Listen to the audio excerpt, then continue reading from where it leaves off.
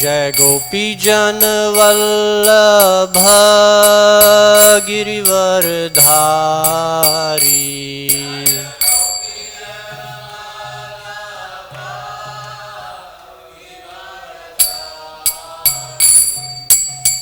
यशोदानंदन ब्रज जन रंजना।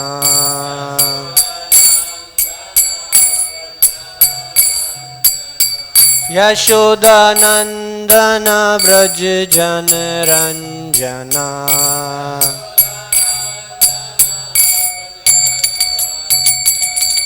यमुना तीर वनचारी।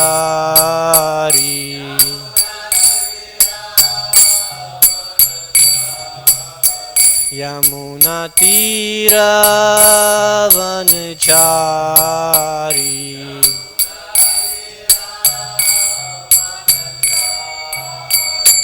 जय राधा माधव कुंज बिहारी।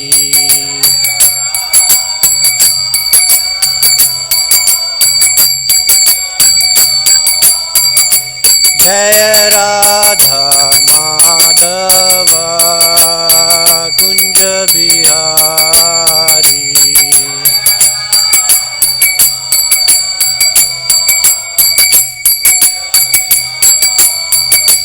जय गोपी जन वल्लभ गिरिवर धारी।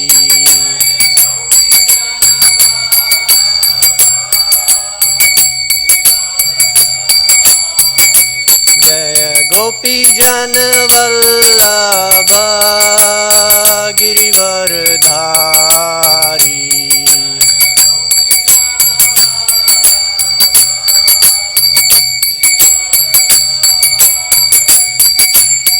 यशोदानंदन ब्रज जन रंजना।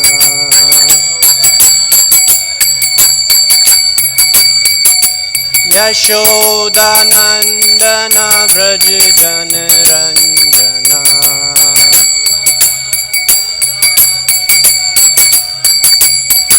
यमुना तीर वनचारी।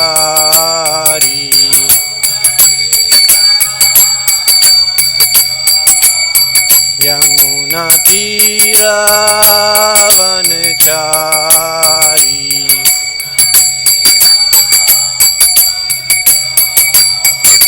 जय राधा माधव कुंज बिहारी।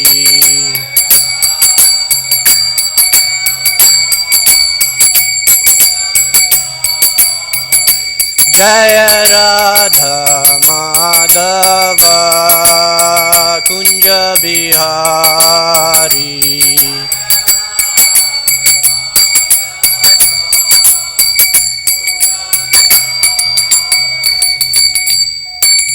जय ओम विष्णुपाद परमहंस परिव्रजकाचार्य अस्तोत्र सत अभय चरणारविंद भक्ति वेदांता स्वामी शील प्रभुपाद की जय। ग्रंथराज श्रीमद् भागवतम की जय। निताय गौर प्रेमानंदी हरि हरि बोल। All glories to the assembled devotees Hare Krishna. All glories to the assembled devotees Hare Krishna. All glories to the assembled devotees Hare Krishna. All glories to Shri Shri guru and Gauranga.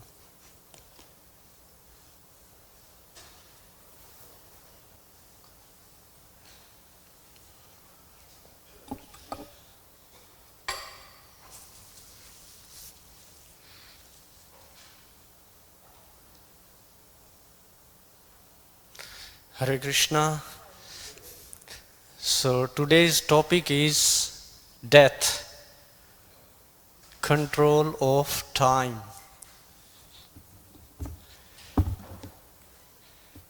So we will have text 17 on the board which has a purport, but before that I will read 16 by myself.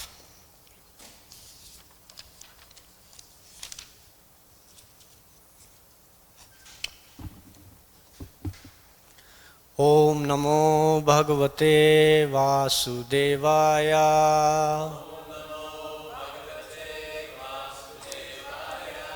ॐ नमो भगवते वासुदेवाय।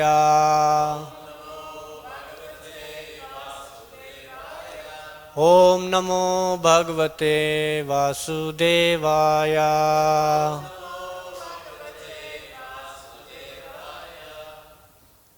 So we are continuing our reading of Srimad Bhagavatam, Canto 3, Chapter 30.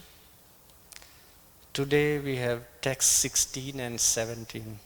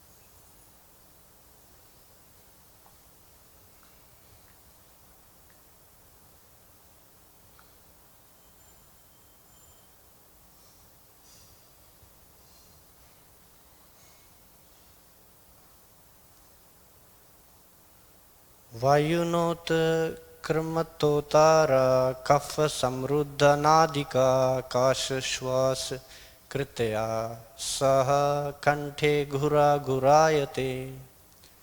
Translation.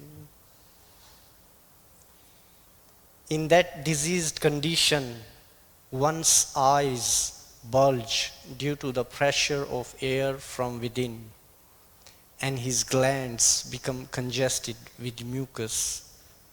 He has difficulty breathing, and upon exhaling and inhaling, he produces a sound like gura gura, a rattling within the throat.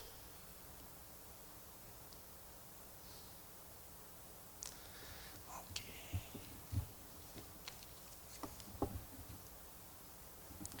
So we can chant this one together. Sayanaha Parisojadbihi Sayana Parisojadbihi Parivita Swabandhubhihi Vachamanopi na brute Kalpasha vasamgata Sayana Parisochadbhihi Parivita Swabandhubhihi Vachamanopi na brute Kalpasha vasamgata. Please chant.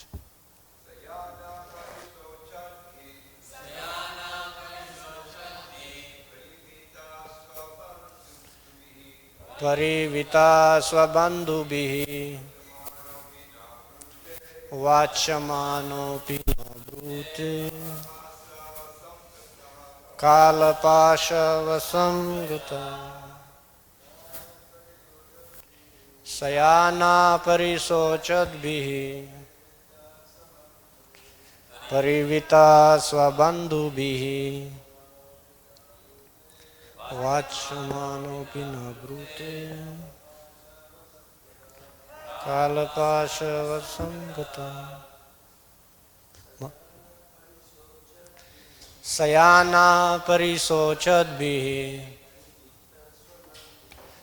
Parivita Swabandhubhihi Vachamanopi na brute Kalpasha vasamgata. Mataji.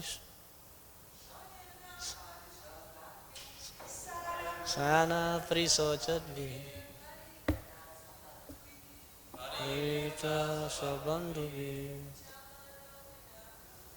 Vachmano pinavrute Kalapashavasam gata. Synonyms: Sayanaha, lying down. Parisochadbihi, lamenting. Parivitaha, surrounded. Swabandhubihi, by his relatives and friends. Vachamanaha, being urged to speak. Api, although. Na, not. Brute, he speaks. Kala, of time. Pasha, the news. Vasam, under the control of. Gataha, gone. Translation: in this way, he comes under the clutches of death and lies down, surrounded by lamenting friends and relatives. And although he wants to speak with them, he no longer can, because he is under the control of time. Purport: for formality's sake, when a man is lying on his deathbed, his relatives come to him, and sometimes they cry very loudly, addressing the dying man, "Oh, my father! Oh, my friend!" or "Oh, my husband!" In that pitiable condition, the dying man wants to speak with them and instruct them of his desires. But because he is fully under the control of the time factor, death, he cannot express himself, and that causes him inconceivable pain. He is already in a painful condition because of disease, and his glands and throat are choked up with mucus. He is already in a very difficult position, and when he is addressed by his relatives in that way, his grief increases. Om Jnana Timirandasya Jnananjana Shalakaya Chakshurun Militam Yena Tasmai Shri Guruve Namah. Shri Chaitanya Manobishtam Stapitam Yena Bhutale Swayam Rupa Kadamayam Dadati Swapadantikam Vanchakalpa Tarubhyascha Kripa Sindhubhya Evacha Patitanam Pavnebhyo Vaishnavebhyo Namo Namah. Hare Krishna. So we hear the pitiable condition of a dying man. I don't know how many of us think of oneself as a dying man. We are all getting closer to death every moment, but I don't know how many of us actually think about it. So this is a good reminder of how a conditioned soul is actually controlled by the time factor, and the final stroke is death. How does a living entity come to this state? Because we know the soul is spiritual in nature. So how does the soul come into such a pitiable condition? So it's based on the desire. It's described very beautifully by the analogy of the banyan tree in chapter 15 of Bhagavad Gita. And we can see the living entity, it has a tiny bit of independence to choose because we are Tatashta Shakti. So we can go on either side. So we can see Brahma sitting on the lotus here on the top of all these different species. So yesterday we were coming back from book distribution and Brigupati Prabhu and myself, we were discussing, and he was mentioning this point, how the conditioned soul, they are actually rebels, they are rivals of the Lord. And still the Lord is very magnanimous, very merciful. He gives so much opportunity for them to revive their love for Him and not see Him as a rival, but see Him as the dearmost friend. Because even we rebel against Him, He is still always there for us. What does a best friend do? That's what he does. Sometimes we get into an argument with our best friend, but he doesn't just like, okay, we are done here. He understand, okay, after a few days we'll settle this up and things will be fine. So the Lord is the dearmost friend, Suhrit. There are different kinds of friends. They are mentioned in 6th chapter of the Bhagavad Gita actually. There is Mitra. Mitra is like a not very close friend. But Suhrit is the dearmost friend because he's always there in our heart. He's always with us. So that's Krishna. And he comes in different ways to remind us that he's our best friend. We may have whatever kind of best relationships in this existence, but it cannot be better than the relationship with Suhrit, with Krishna. And therefore, the living entity is always hankering in this purport, how it mentioned. The dying man is lamenting because he is surrounded by his friends, by his relatives, and they are expressing their grief, seeing him dying. But they cannot help him because they are not in that position to actually help him win over death, win over time. That's what the living entities in material consciousness, they are trying to do. You see, in the world there are so many facilities for this. We went to the desert area, and on the way there are so many big billboards, and they are saying like, if you are losing hair, we have this technology to grow hair, so you don't get old, don't look old. If there so many different kind of surgeries they have, like they make sure that you don't look old. Even though you are getting old, they give you this facility to be an illusion that you are not old. You can still be young. Even though your body is stop functioning, you can even change organs, you can change even gender. They have all the facilities. And I was speaking with someone, they were telling me, these days, even if you cannot produce a child, they have the facility for that too. There is I think it's called IV fertility.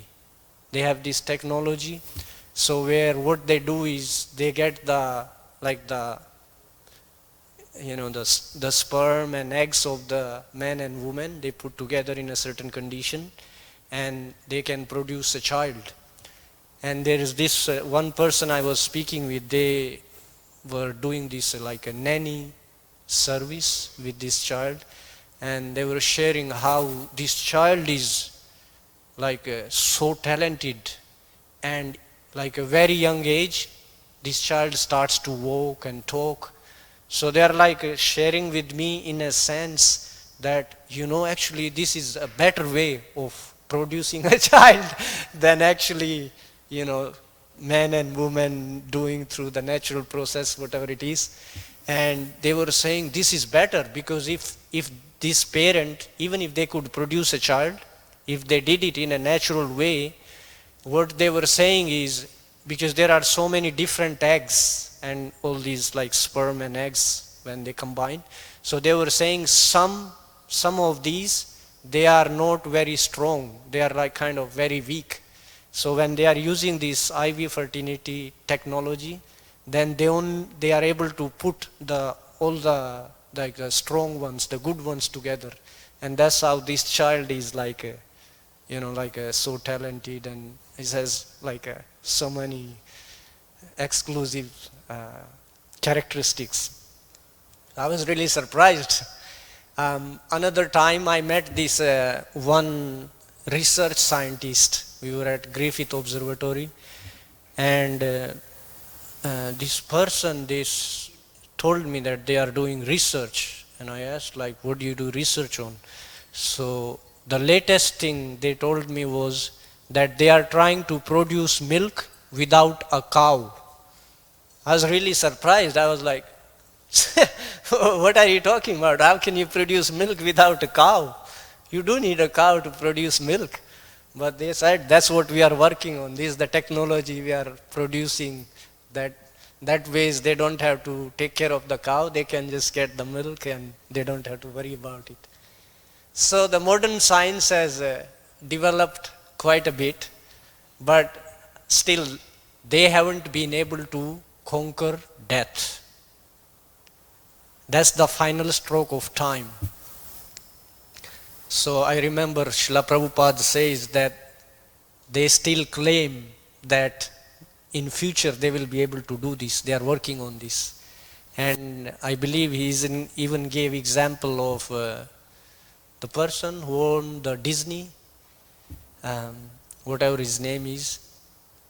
Yeah, so they actually put his body somewhere to preserve. So when they are able to figure this out, then they can bring him back to life. So that's the rivalry. They are trying to be the supreme controller, although they know that time to time they are being controlled and being put in pitiable conditions.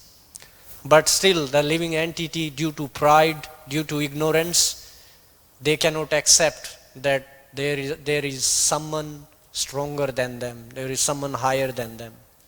And that's why there is this facility for material existence. So due to material desires, we come to material existence. But what does it do?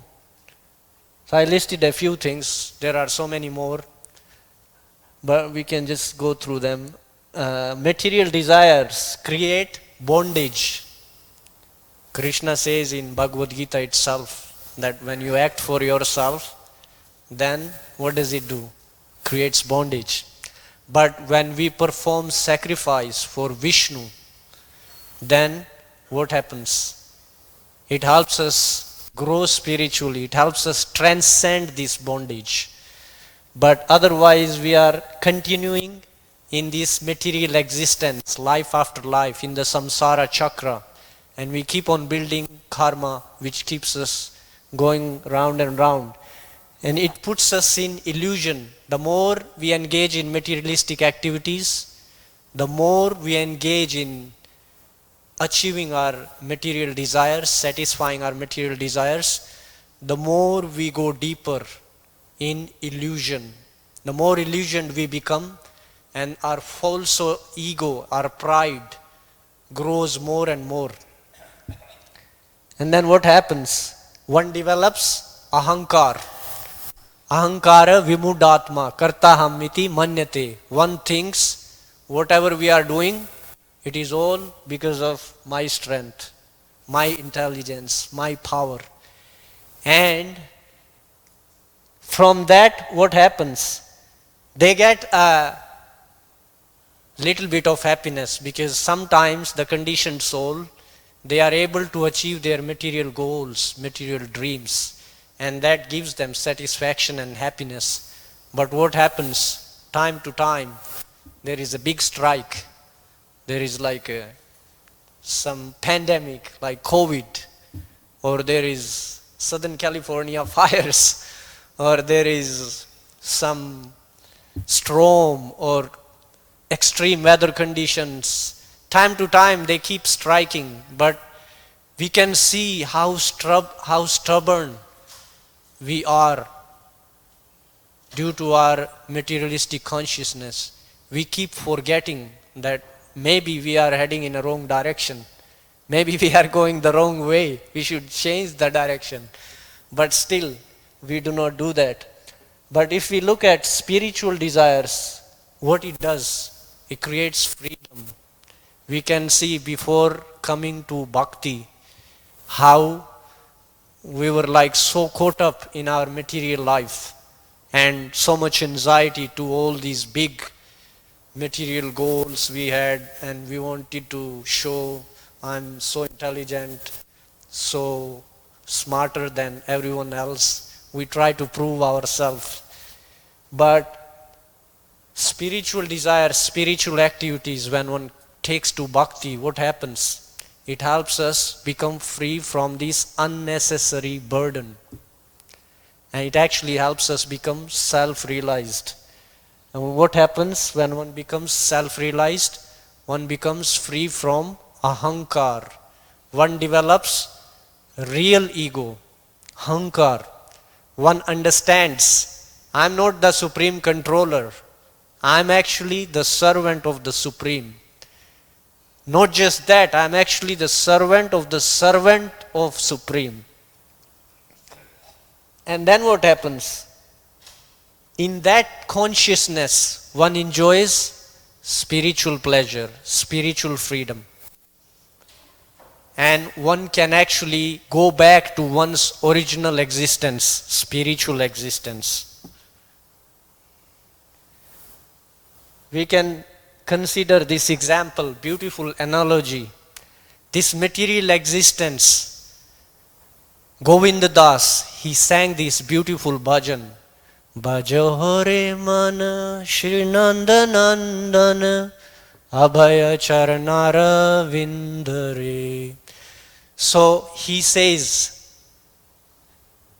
Edhana Yovan Putra Parijana Ite kiyache parati tire Kamal dal jal jivan tal mal Bhajo haripada nitire. So he gives this example. Material life is like a drop of water falling off the lotus petal. That's how temporary it is. It's almost like a dream, we can say.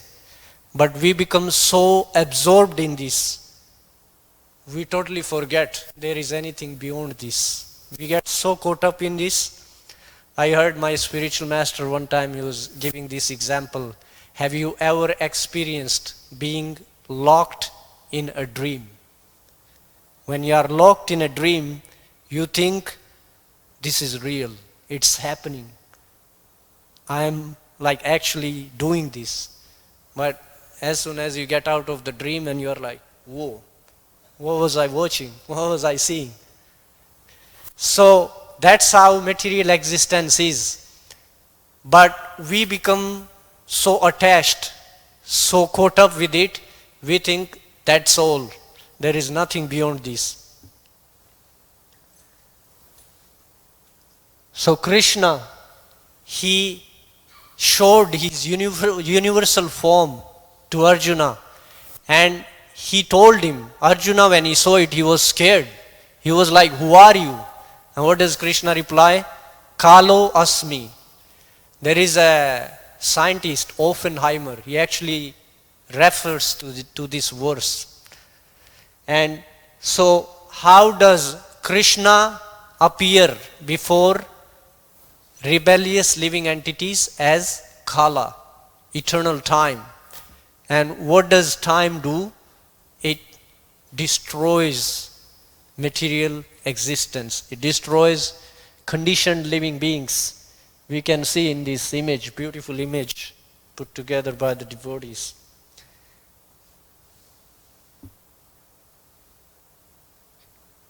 You can remember Lord Buddha. So many people, they accept Buddha's teachings.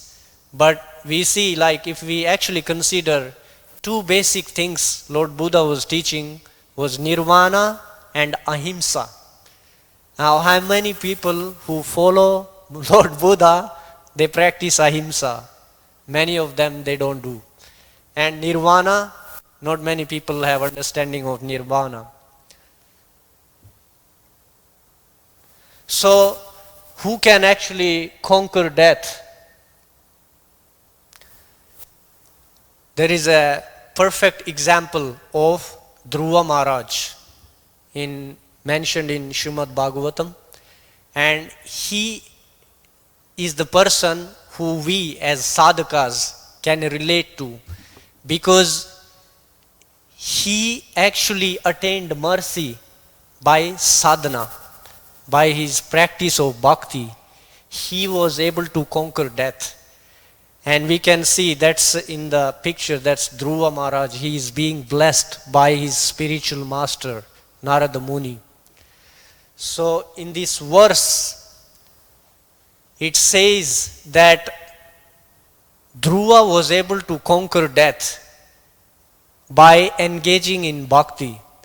And what happens actually, let's see, here.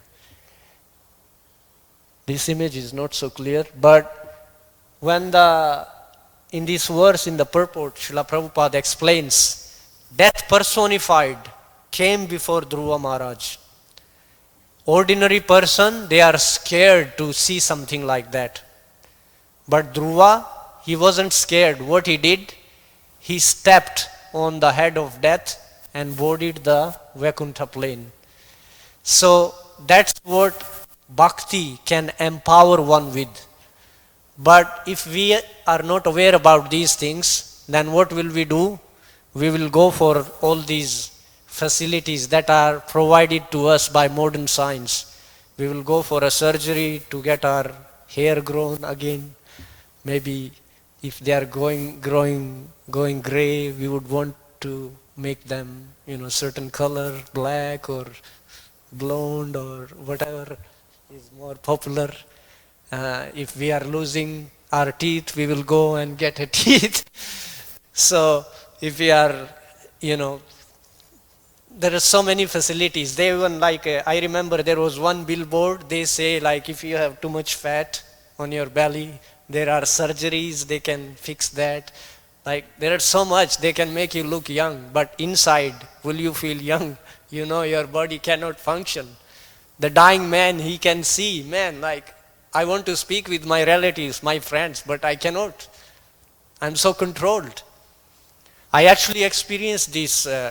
My uncle, he actually had a stroke. And he's very smart man. He was working in Air Force. And he's successful, considered, seeing the social scene. And he has a good sense of humor. But there, I had the opportunity to go and see him, and I saw him, he's such a smart man, and here he is, completely, he can't function. He couldn't even move. He was half paralyzed. Half of his body was paralyzed due to the stroke. He couldn't even speak. I don't know if he could even recognize people. So it took him a few days to be healed from that condition. And he actually slowly he took to devotional service. And he recently, maybe last year sometime, he got initiation. He actually took initiation from His Holiness Jayapataka Swami Maharaj. So when I went to India from Australia, he got my contact and he contacted me. He was like, I want to meet up with you. And he used to be a person who is like very focused on making money, that's his only goal in life. And I was surprised to hear. I was like, man, like I hope he don't have some ideas for me to start making money.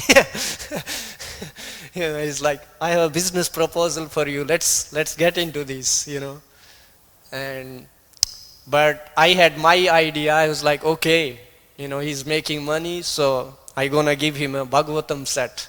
I took a Bhagavatam set from the temple there. And he lives in Delhi, so I took a Bhagavatam set from the temple in Noida.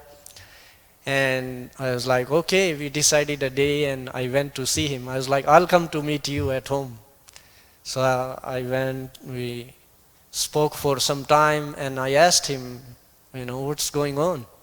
So I was surprised. He told me, he took early retirement and then he took some like a government job in like a sports department or something. So there he had some, where the stadium people go to play. So he was doing some work there. And one of his colleagues gave him 2-3 books. So he started reading. And then he told me that's why when he found out that I joined the temple, he was like, oh. So he wanted to meet me and discuss. So I was very surprised. He was pretty open actually to receive Bhagavatam. And he was asking me, like how you got into all this and you went to make your career and you joined the temple, what happened? So it was very interesting to see a person, he has big goals to just make money and live his life very comfortable with his family and just raise kids and follow his social responsibilities. But after meeting a devotee, he changed his direction. So this is like, he's the last person I could think of, he would become a devotee. He was like, he could even charge anyone. He would see opportunity for making money anywhere. And he was the last person I could think of he could take to bhakti. But we can see bhakti is so powerful. It attracts the most uninterested people. Lord Chaitanya, when he was in Varanasi, there were these students, the university scholars, they were trying to ignore him and he could see, okay, these guys are trying to ignore me. I have to find a way to bring them. And seeing Brigupati Prabhu distribute books, I can see, I've been going with him for last 2-3 days. And it's interesting. I was telling him, like your determination, it's not inspiring. It's actually contagious. Because I see he's like, people don't want to take, and he's like, no, you need this. And I'm looking at him, I was like, wow, man, like he's so determined. He really wants them to take a book. He don't want them to go without a book. And then like, even if they don't want, he was like, you know what? Here, you can have this, no problem. So they go with the book. And some of them actually, they look at the book and they're like, man, what is this I got? And then after some time, I saw like some of them, they actually come back, hey, thank you, here is a donation. So they didn't want the book. But then like somehow, like seeing his determination, they are like, oh, okay, I don't know what this book is, but okay, I'll take it if you want me to take it. They take it and then, some of them, they actually, not everyone reads it, but some of them, they look at it. I was like, man. And then sometimes like they don't even speak the language properly. They don't really understand like what is this guy talking about. Because some of them, they are like going to school to learn English. Their English is not even so good that they can understand. But still like it's so mystical. They take it and we have seen like some of them, they become devotees. I was in New Zealand and there is one devotee from Fiji. He's a disciple of His Holiness Tamal Krishna Maharaj. And he told me when he came to New Zealand, he didn't speak English. He couldn't understand English. But he was just listening to lectures of Tamal Krishna Maharaj. And he said just listening to him again and again, I could understand what he's saying. And he speaks good English now. So I was surprised. I was like, wow, man. So I was thinking like some people, when we start reading the Bhagavad Gita or Srimad Bhagavatam, there are so many words and there is word to word meaning. If you actually read word to word meaning and we hear some of them, they stick with us. And we learn a few words. And gradually what happens? We find a verse that we really like, we learn the verse. And then we quote it somewhere. And then people think, wow, man, you know Sanskrit? I may know only one shloka, but this person is thinking, wow, this guy is a Sanskrit scholar. He speaks perfect. And they are so impressed. So, there are so many things. But we can see from this how just by making a little effort, we can transcend. Here, I'll just go to the last slide, it's already time.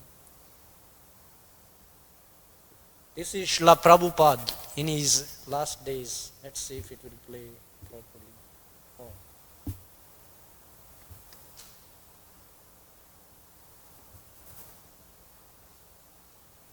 You know how to play this?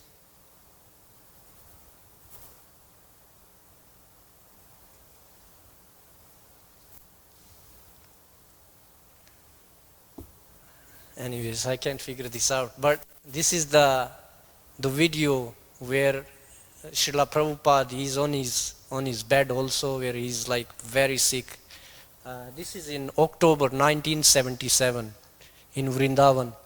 And we can see there are some devotees surrounding him. So he's actually translating Srimad Bhagavatam. And sometimes his voice is not clear, but devotees still reading to him. And he stops and again he starts translating. So this is like a very recent example. Srila Prabhupada is showing how by engaging in bhakti, becoming fully absorbed, one can actually transcend death. Because he wasn't influenced by these conditions like how it's described in text 16. There is a mucus in the body, there is his eyes are bulging out. Srila Prabhupada, his physical condition was so unbearable, but he's not affected. He's actually translating Srimad Bhagavatam. When I watched this first time, I was like, how is that possible? I can't believe this is happening. But we see, just like we buy into these materialistic illusions that are offered, or let's say materialistic reality, so-called reality, temporary reality, we buy into these things. We think, wow, this will help me grow my hair again. This will help me make my hair not look gray. I can again, have a nice hairstyle. Brigupati Prabhu, he does this. He will see a student with a nice hair. He will say, man, I couldn't do this. And they will laugh at him like anything. And then they'll, get into, wow, this guy is cool. Let me see what he has. And people are so happy just to hear.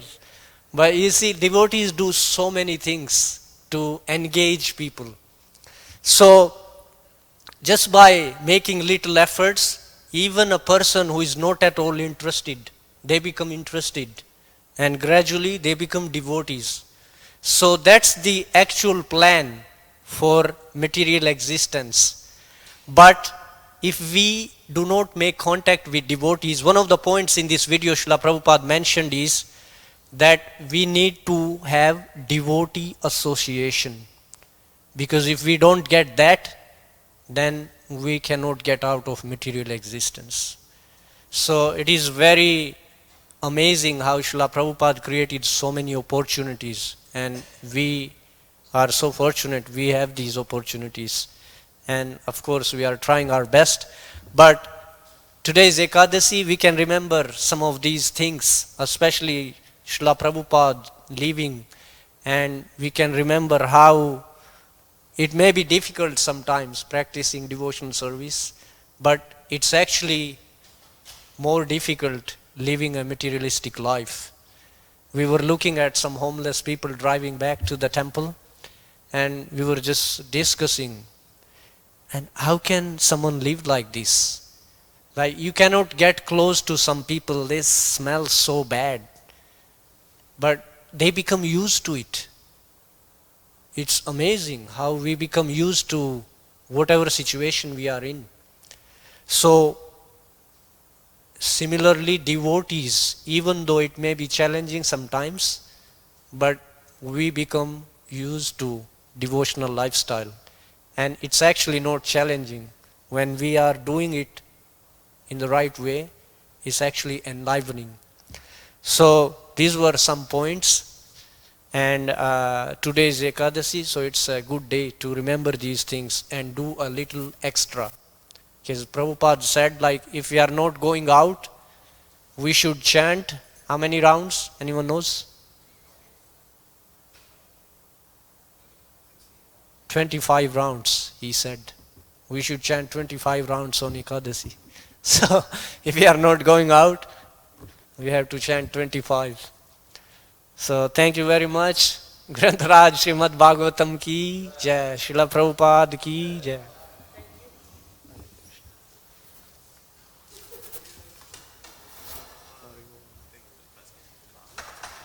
Yeah, sure.